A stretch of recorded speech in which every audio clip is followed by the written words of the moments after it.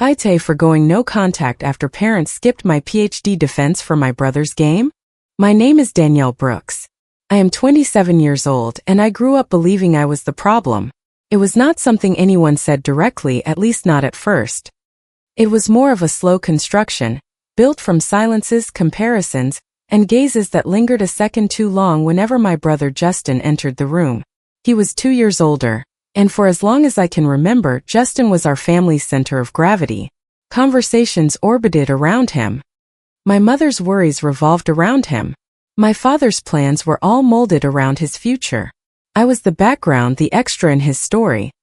I grew up in a small town in rural Ohio, one of those places with a town square and a gazebo, a pharmacy on Main Street everyone knows by the owner's name, and a very clear cycle of expectations about who goes somewhere and who stays. Justin was always the one who would leave. I was the one who would stay, at least in my mother's mind. She was never openly cruel. That is the kind of thing that is hard to explain to someone who has not lived it, because people imagine there had to be screaming, humiliation, dramatic moments. It was not like that. It was the absence of things that should have been there. It was my achievement being met with a mumbled, "That is nice," while she stirred a pot. And Justin's achievement being celebrated with calls to grandma, to my aunt, to her friends from church. It was my report card tucked away in a drawer, and his put on the refrigerator with a sunflower magnet.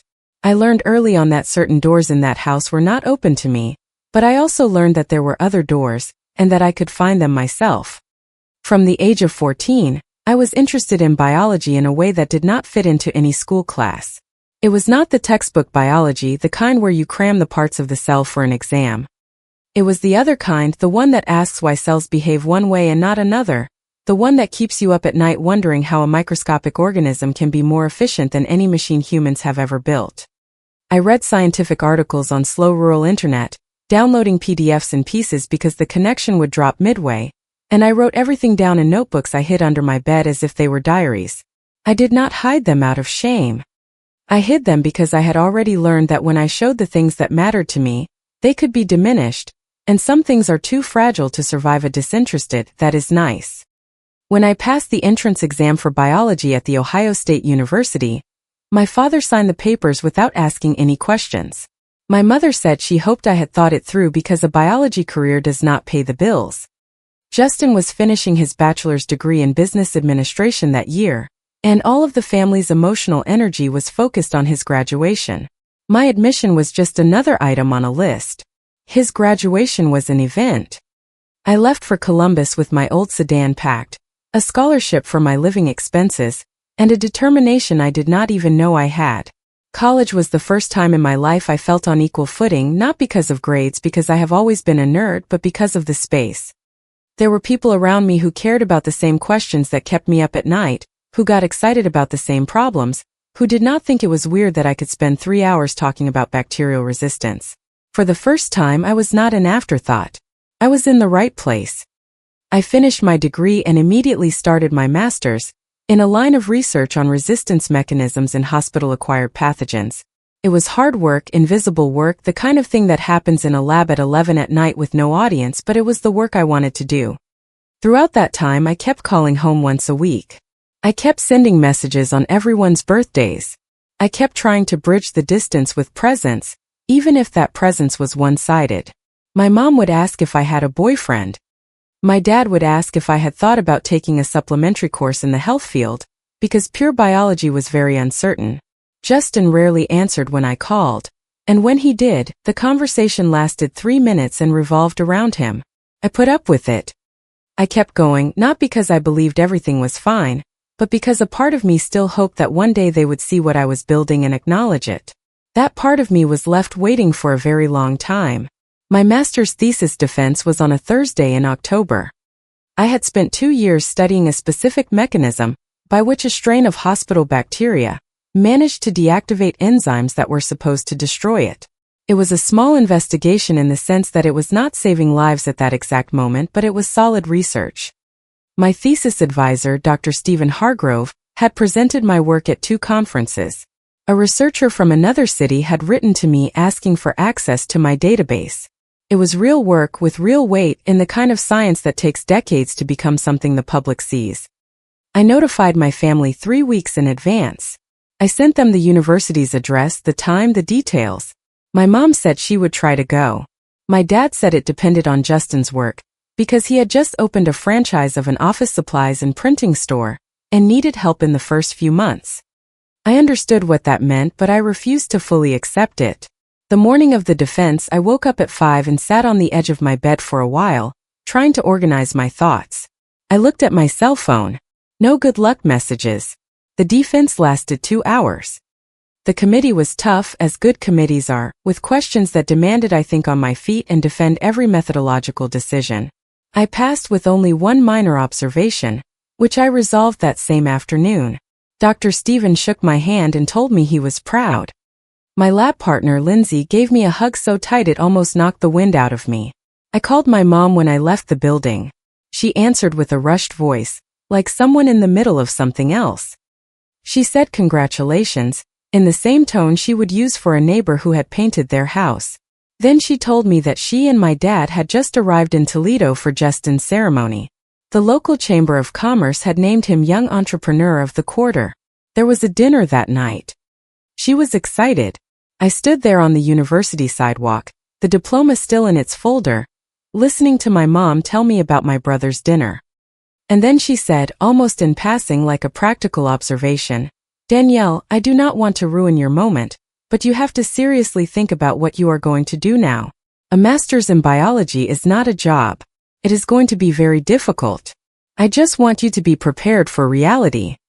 I hung up the phone carefully, not out of anger, but because I knew that if I stayed on the call one more second, I would say something that could not be unsaid.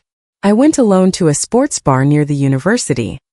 I ordered a burger and fries with a beer and sat there until 8 at night, watching the street, feeling the weight of something that did not have an exact name but that I recognized by its scent. It was grief, but of a very specific kind.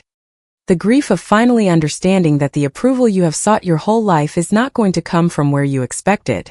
That night, I lay in the bed of my tiny studio apartment and made a silent decision. It was not dramatic. It was not planned. It simply settled over me like water finding its level. I was going to stop building things while looking back, waiting for someone from my family to acknowledge it. I was going to build while looking forward toward where I wanted to go. That decision saved my life, though I would only fully understand that much later. For weeks after my defense, I received an email that I read 3 times before I could believe it. It was from Helix Biotech, a biotech company based in Indianapolis that had expanded in recent years into antimicrobial resistance research. They had read my thesis, which Dr. Stephen had sent to a colleague in the industry. They wanted to discuss a collaboration on applied research. The person who signed the email was Dr. Elizabeth Harrington, the chief scientific officer, with a resume I knew perfectly from the literature in the field. I replied that same night. The talks lasted 3 weeks. There was a video call with her team, then a drive to the lab in Indianapolis, where I spent 2 days presenting my methodology to 5 researchers who asked serious questions and actually took notes. At the end of the 2nd day, Dr. Elizabeth called me into a conference room overlooking a hallway of culture incubators. She offered me a position as an associate researcher with a renewable 2-year contract, access to their laboratory, collaboration with the compound development team, and a salary that was almost triple what I earned from my scholarship. There was also a clause for royalty sharing if any discovery from my work generated a licensed product. I signed the contract on a Friday morning. That Friday afternoon, a science news site published a short article about my hiring, based on a press release the company had sent to its media list. It was a small article, the kind only niche readers see, but it was enough. My mom called on Saturday. Her voice was different from the call on the day of my defense. It was warm, full of air. The voice of someone smiling while they talk. She told me she had seen the news, that my dad had shown it to her, that they were super proud. She said they always knew I would find my way. She said, with a lightness only someone oblivious to their own absurdity can possess, that my research was exactly the kind of thing that makes a real difference. I let her talk. When she finished, I asked with a calmness that surprised me, "When was the last time you called me when it was not in response to something?" Silence. I told her I remembered my master's thesis defense and that when I called to tell her, she was on her way to Justin's dinner. I told her it was not a complaint, just an observation, that I needed time to process a lot of things before we had a longer talk. She told me I was being unfair, that families were complicated, that she had done the best she could with what she had. I replied that I knew, and that was why I was not angry. I just needed space. I hung up. I sat on the floor of my apartment for a while, my back to the bed, looking out the window. Outside, the November afternoon had that orange hue that appears when the sky is partly cloudy, and the sun still insists on shining through. I did not cry. I felt something different from the urge to cry, something more like relief, like when you spend all night solving a problem and in the morning you realize the solution was simpler than you thought, but it took exactly that long to appear. 3 days later, my dad sent me a message. It said that my mom was feeling sensitive, that I had to understand that she was just that way, and that it would be good if I came home at the end of the month because there was going to be a family meal. Justin was going to present the first quarter results of his franchise. I read the message twice. Then I left the phone on the table and opened my laptop. I had protocols to review and a meeting with Dr. Elizabeth on Monday morning. I had real work waiting for me. I did not answer my dad's message that day. In the following months, I learned that professional success is a kind of magnifying glass that reveals what was always there. Nothing had changed in my family's structure. My dad was still the kind, passive man who never contradicted my mom on anything important. My mom was still the woman who operated through control and defined love as the ability to be useful to her project. Justin was still the heir to a type of attention that none of us chose, but that had shaped us both in ways we had never questioned out loud. What changed was that now there was money and external recognition on my side of the equation, and that altered their behavior without altering the root cause. My mom started calling me more often. The calls had a different texture than before. Previously, when she talked, she would fill the silences with news about Justin. Now she asked me questions about my work with an interest that sounded rehearsed, like someone trying to spell out a language they do not master. She asked about the company, the projects, my colleagues, but the questions had a strange vibe, as if she were collecting information to show off to other people, not because she genuinely wanted to understand. I started to notice the pattern when she mentioned in 3 different calls that her friend's daughter had only gotten a bachelor's degree and was unemployed. The hidden message was transparent. She was comparing, but now the comparison favored me, and she wanted to be on the right side of that comparison. I was no longer the daughter she was ashamed of. I was the daughter she could boast about on social media. With Justin, it was harder to process. He called me a month after the news of my contract, for the first time in almost a year. The conversation began with compliments, the kind of compliments that sound like disguised competition, telling me I had made a huge leap and that the company that hired me was very prestigious. Then the conversation gradually shifted to his franchise, to the management system he was trying to implement, to the numbers that were not adding up, to the suppliers who were giving him a hard time. And then, almost casually, he asked if I knew anyone in the tech field who could help him with inventory management software at a more affordable cost. I was quiet for a moment. Then I calmly told him that I did not know anyone specific, but there were good free tools he could look for. I did not offer to solve it for him. I did not ask for more details. I left the matter there. He changed the subject very quickly, and the call ended shortly after. That night, in a notebook I used to jot down thoughts that did not fit into a conversation, I wrote, "The difference between being loved and being useful is that love does not disappear when you do not deliver what was asked of you." I put the notebook away and slept better than I had in weeks. At work, things were different from anything I had ever known. Dr. Elizabeth was the kind of leader who asks questions before giving answers, who disagrees with arguments and not with authority, who celebrates error as just another piece of data. The team was small, 7 researchers, and had a culture of honesty I had never experienced in any family or social group. When someone made a mistake in a protocol, they said they had made a mistake. When someone disagreed with a hypothesis, they explained why. There were no dramas or theatrics. For the first time in my adult life, I felt seen for who I was and not for the role I played. That was, in a way, more transformative than any professional achievement. Because when you grow up in an environment where you have to make yourself small to fit, you forget which parts are truly yours and which are the leftovers after you have diminished yourself. The work with Dr. Elizabeth and the team was a slow process of discovering what had remained intact, and a lot had remained intact more than I expected. The family meal happened without me in November. I was invited, but I did not go. My mom sent me a group photo from the table with a text saying they had felt my absence. I replied telling her that was okay, and that I hoped the food had been delicious. In December, I got a message from my dad saying that he and my mom would like to visit me in Indianapolis. It was the first time in my entire adult life that they had offered to come to where I was instead of expecting me to go see them. I knew what that meant, and I also knew it was not cruelty on their part. It was the most they could offer at that moment. But there was a difference between acknowledging the gesture and acting as if the gesture erased what had happened before. I told them yes, they could come, that I would have a free weekend in January. They came. My mom entered my apartment like someone entering a museum they do not understand but know they are supposed to be impressed by. She stared at the bookshelves filled with scientific articles, the whiteboard on my bedroom wall with diagrams of reactions, the lab photos I had hung on a wooden string. My dad was quieter than usual, looking out the window with an expression I could not quite read. At lunch, my mom tried to talk about my work as if she understood it. She asked questions that revealed she had searched biotechnology before coming, which was both a genuine effort and a performance for herself. My dad asked me directly about my salary, without beating around the bush, and I answered him without shame. At some point in the mid-afternoon, as we were having coffee, my mom said in a tone that was meant to sound casual, "You know I always believed in you, right, Danielle? I just wanted you to take the safest path." I put my cup on the table and looked at her. I told her that what I remembered was different, that I remembered calling her on the day of my defense and she was on her way to Justin's event, that I remembered her telling me that a master's in biology was uncertain and difficult and that I had to prepare for reality, that I remembered years of calls in which my work was mentioned out of obligation and Justin's work was celebrated in great detail. I did not say it with anger, but in a low, firm voice, the way you say something you have been thinking about for a long time. My mom fell silent.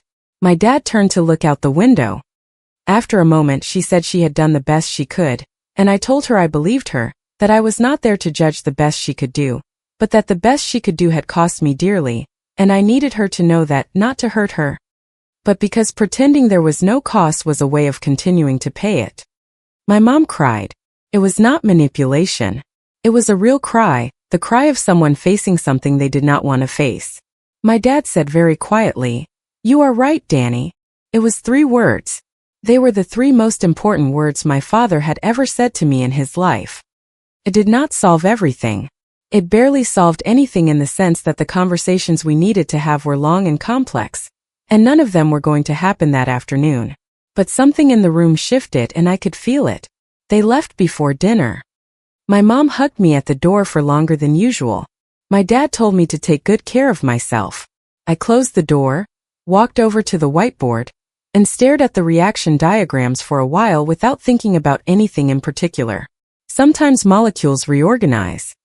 Sometimes the equilibrium shifts.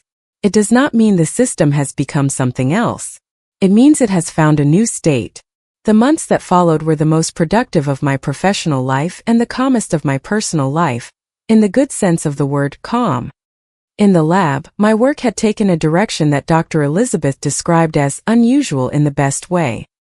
I had identified a pattern in the resistance mechanism I studied for my master's, a pattern that suggested the bacteria used a signaling process that the scientific literature had not yet fully described. It was not a movie-style discovery, no eureka moment, but it was the kind of result that opens a hallway where there was once a wall. We spent 4 months validating the data. Dr. Elizabeth made me the lead author of the paper. It was published in a journal with a relevant impact factor, and 3 weeks later a research group in Spain contacted me, wanting to set up a collaboration. My life had taken on a dimension I did not know was possible when I was a girl hiding notebooks under my bed. With my family, things moved slowly, but they moved. My mom and I had reached an unstated agreement to be as honest as we could. She had stopped pretending she had always believed in me. I had stopped expecting her to suddenly become the kind of mother I had wished for. What remained was something more honest and therefore more sustainable. Justin was different. He called me in March, this time with no hidden favor. He told me his franchise was going through a rough patch, that he had taken on a debt that was weighing heavily on him, and that he knew he had not been a good brother. He said it directly without embellishment, in the voice of someone being honest for the first time about something he had avoided for years. I listened without interrupting. When he finished, I told him I accepted what he was saying, that I did not demand he be different from who he was, but that I needed reciprocity for there to be a real space between us. That we could not have a relationship built on the foundation of me being the resource and him being the beneficiary. He said he understood. I do not know if he truly understood or if he was just beginning to, but there was something different in his tone. There was listening where before there had only been waiting for me to respond. I did not solve Justin's debt. I did not lend him money. I did not give him contacts. I did not offer solutions, but I also did not hang up on him. I stayed on the call for an hour talking about nothing in particular about the city, a movie we had both seen as kids without remembering, our grandmother who died when we were little and whom we almost never talked about. It was the most real conversation I have ever had with my brother in my adult life. After we hung up, I thought about what separates a relationship that can be repaired from one that cannot. It is not the amount of damage, but whether the people involved can stand to remain in a place of honesty, long enough to truly see each other. I still do not know if Justin and I will get to that point, but it was the first time the possibility felt real. Today, I am 27 years old and I live in an apartment in Indianapolis with bookshelves crammed with scientific articles, and an orchid that Lindsay gave me when we published our paper, which has survived much longer than anyone expected. My relationship with my family is honest in a way it never was before. It is not simple. It is not free of friction. It is not the kind of thing that fits into a motivational quote on a photo. It is a real relationship, with the boundaries that a real relationship demands and the presence that those boundaries make possible. My mom calls me every week. Sometimes the conversation flows easily. Sometimes she says something that shows me that some patterns have not changed, and I choose when to confront it and when to let it go. I have learned that I am not obligated to correct everything, but I have also learned that I am not obligated to pretend I did not notice. My dad is still the same quiet man he has always been, but somewhere within that silence, something has opened up. He sent me a message a few weeks ago out of the blue, telling me he had read an article in the newspaper about research on resistant bacteria, and it had reminded him of me. It was a short message. It was the longest message he has ever sent me in his life. Justin is rebuilding himself. The franchise did not close, but it went through a restructuring that forced him to relearn how to manage it without depending on someone else to solve what he did not want to face. We talk more than before. We are not close in the way I would like us to be someday, but we are becoming honest. And honesty is the only firm foundation where anything real can take root. What I learned and what took me too long to put into words is this: the recognition you seek from people who have already decided who you are will not come. Not because you do not deserve it, but because their decision has nothing to do with you. It has to do with the story they need to tell themselves. You can spend your entire life trying to make yourself small to fit into their version, or you can decide that your version is the only place you need to fit. It was not easy. It did not happen overnight. It was a slow process of stopping to ask for permission to exist as I am. The diploma is on the wall now. I took it out of the box in the closet a few weeks ago, on a Saturday morning for no particular reason. I put it in a simple, light wood frame and hung it on the wall next to the whiteboard.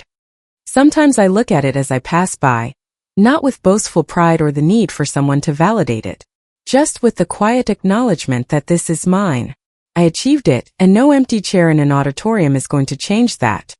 A few weeks ago, a biology student from a small community college emailed me asking for advice on how to start a research career coming from a small town with no connections. She told me she had read my article and had thought that something like that would never be possible for someone like her. I replied that same night. I told her that I came from a little town with its gazebo and its pharmacy on Main Street, and that I had built this path step by step, one protocol at a time. I told her that what she needed was not connections, but stubbornness and a lot of honesty about what she wanted. She replied, "Thank you. This changed something inside of me." Today I closed my laptop. I turned to look at Lindsay's orchid on the windowsill, still alive, still blooming in a way that made no sense given how often I forgot to water it. Sometimes things grow not because the conditions are perfect, but because they have something inside them that insists. I have that something. I have always had it. It just took me a while to stop asking for permission to use it. Comment. I've been thinking about this one a lot lately. I know how important it is to value our own worth first. I've realized that setting boundaries is an act of self-respect, not selfishness. Choosing peace over constant approval has changed how I see my relationships. Taking responsibility for our healing is one of the bravest things we can do. I hope you feel encouraged to examine the relationships in your life with honesty. You deserve to be seen and appreciated for who you truly are.